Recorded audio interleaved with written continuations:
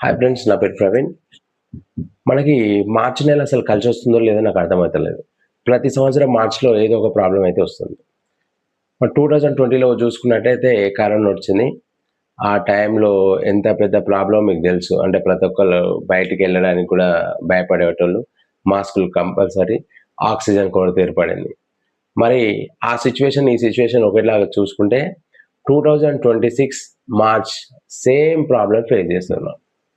ఇప్పుడేందంటే అప్పుడు జనాలలో తిరగలే, ఇప్పుడు జనాలలో తిరుగుతున్నాం. మనకు ఇబ్బందులంటే ఆర్థికంగా వచ్చినాయంటే గ్యాస్. ఇప్పుడు గ్యాస్‌కు అలవాటు పడిపోయి కట్టెల పొయ్యి మీద వండుకోవాలంటే వండుకోలేరు. అంటే అంతలా అలవాటు పడిపోయాం. ఇది మనకెలా అనిపిస్తదంటే, అమ్మా! గ్యాస్ లేకపోతే మనం ఏం చేయలేమని మెంటల్‌గా ఫిక్స్ అయిపోయినాం మనం. అది ఇప్పుడు ఒక పెద్ద ప్రాబ్లమ్ అయిపోయింది జనాలకి. ప్లస్ ఈ ఇయర్‌లో వచ్చేవేంటంటే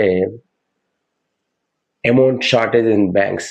బ్యాంకులల్లా డబ్బుల నిల్వలు చాలా తక్కువుంటాయి. ఇంకొకటి స్టాక్ మార్కెట్ అనేది ఒకటేసారి పెరగడం, ఒకటేసారి పడిపోవడం అనే ఛాన్సెస్. అంటే పెరుగుతుండొచ్చు, పడిపోతుండొచ్చు. అసలది మన చేతుల్నే లేదు. గోల్డ్ రేట్ విపరీతంగా పెరిగే ఛాన్సెస్ ఉంది. ఇంకొకటేందంటే మన నిత్యావసరాలు విపరీతంగా పెరిగే ఛాన్సెస్ ఉన్నాయి ధరలు. మన ఇంట్లో వాడుకునే ఉప్పు, పప్పు, కారం ఏదున్నా సరే విపరీతంగా పెరిగే ఛాన్సెస్ ఉన్నాయి ధరలు. నూనెకైతే చెప్పాల్సిన అవసరం లేదు. కమ్‌సే కమ్ నాకు తెలిసి లీటర్‌కి 200, 210 రూపీస్ ఎళ్ళే ఛాన్సెస్ ఉంది. ప్లస్ ఇంకొకటేందంటే ఈ మార్చ్ అనేది కొన్ని కంపెనీలకు ఇయర్ ఎండ్. కాబట్టి ఇక ఎట్లుంటదంటే వీళ్ళది బయింగ్ ఆర్ సెల్లింగ్ ఒక రేంజ్‌లో ఉంటది.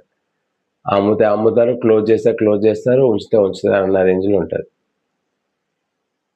అంటే ఈ సిట్యుయేషన్‌ని మనం ఏ విధంగా అర్థం చేసుకోవాలంటే వార్ ఉన్నప్పుడే కాదు, ప్రతి ఇయర్ ఎండింగ్‌లో ఇట్లాంటి సిట్యుయేషన్‌ని మనం ఫేస్ చేయాల్సి ఉంటది.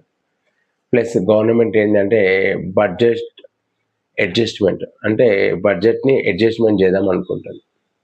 అది ఏ విధంగా అంటే ఉన్న పైసల్ని ఏ విధంగా దేని మీద చేయాలి. ఇప్పుడు మనం దేని మీద సఫర్ అవుతున్నాం, గ్యాస్ అంటున్నాం. అసలు గ్యాస్ అనేది గవర్నమెంట్‌లో లేదు. కానీ ప్రతి ఒక్కళ్ళకి ఇబ్బంది రాకుండా దానికి ప్రత్యామ్నాయంగా ఇంకేమన్నా తీసుకురావచ్చా అని మాత్రం ఆలోచిస్తారు.